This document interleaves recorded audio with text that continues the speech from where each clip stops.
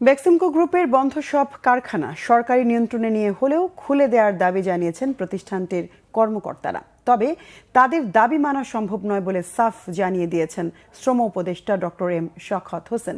উল্টো শ্রম উপদেষ্টা জানিয়েছেন বেক্সিমকোর ইস্যুতে অগ্নিসংযোগ ও ভাঙচুরের ঘটনায় জড়িতদের বিরুদ্ধে ব্যবস্থা নেওয়া হবে।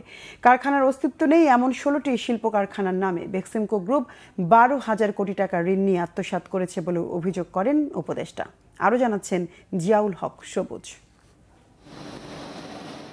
বেক্সিমকো শিল্প পার্কে পোশাক ও বস্ত্র খাতের 32টি কারখানার তথ্য দিয়ে বিভিন্ন ব্যাংক থেকে 40,000 কোটি টাকার ঋণ নেন এই গ্রুপের উদ্যোক্তা সালমান এফ রহমান সহ তার পরিচালকরা। এর মধ্যে 23,285 কোটি টাকা নেওয়া হয়েছে জনতা ব্যাংক থেকে, যার বড় অংশই এখন দেশে নেই এমন তথ্য সরকারি অনুসন্ধানের। তবে এত বড় ঋণ জালিয়াতির তথ্য জানেন না বেক্সিমকো গ্রুপের কর্মকর্তারা।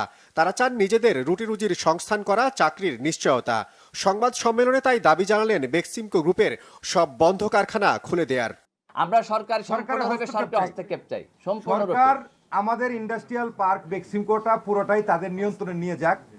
আমাদের যে এই যে ওয়ার্কার শ্রমিক কর্মকর্তারা যারা আছি, আমরা যেন আমাদের জবটা থাকে, আমরা যেন কর্ম করে খেতে পারি, এই দাবিটাই শুধু তারা সরকারের কাছে আমরা করতেছি। আমরা গ্যারান্টি এতটুকু দিতে পারি যে আমরা এখন এই টাকা তছরূপ হবে না, আয় থেকে দায় সুদ হবে এবং বাদ বাকি টাকা গভর্নমেন্ট নিয়মিতভাবে পরিশোধ করার একটা সুযোগ পাবে। বেক্সিমকো গ্রুপের কর্মকর্তাদের কারখানা খোলার দাবি এবং 700 কোটি টাকার ঋণ সহায়তার প্রস্তাব কোনোভাবে মানা সম্ভব নয় বলে জানিয়েছেন শ্রম উপদেষ্টা ডক্টর শাখাওয়াত হোসেন। আমি শুধু এটুকুই বলবো, তাই যদি হতো তাহলে 5 মাস পরে কেন ওনারা এই কথা বলছেন? তারা তো প্রথম দিনই আসতে পারতেন যে আমরা এই সব ঋণ শোধ করে দেবো, আমাদের চান্স দেন। ওনারা কারা? ওনারা হলেন ওই বেক্সিমকো গ্রুপ। তা তো বেতনও তো দেয় নাই এবং লে অফও তারা করেছে, কারণ তারা বেতন দিতে পারছিল না। সরকার বেতন দিয়ে তাদেরকে রেখেছে ফর লাস্ট 5 মান্থস। শিল্প পার্কে 16টি কারখানা থাকলেও 32টি পোশাক কারখানার তথ্য দিয়ে 40,000 কোটি টাকা ঋণ নেওয়ার চাঞ্চল্যকর তথ্য দেন উপদেষ্টারা। 16টি ফ্যাক্টরির কোনো অস্তিত্ব নেই, কিন্তু উক্ত 16 কোম্পানির বিপরীতে 12,000 কোটি টাকা ঋণ গ্রহণ করা হয়েছে। বেক্সিমকো ইন্ডাস্ট্রিয়াল পার্কে অবস্থিত 32টি ফ্যাক্টরির বিপরীতে আবার নোট করেন 29,925 কোটি টাকা সহ বেক্সিমকো লিমিটেডের মোট ব্যাংক ঋণ আজকে প্রায় 40,000 কোটি টাকারও বেশি।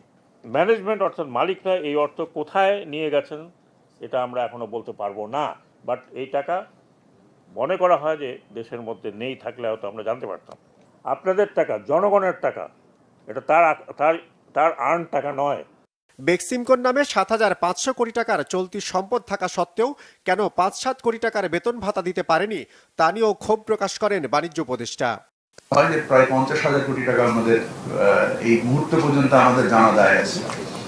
জিয়াউল হক সবুজ, বাংলা ভিশন, ঢাকা।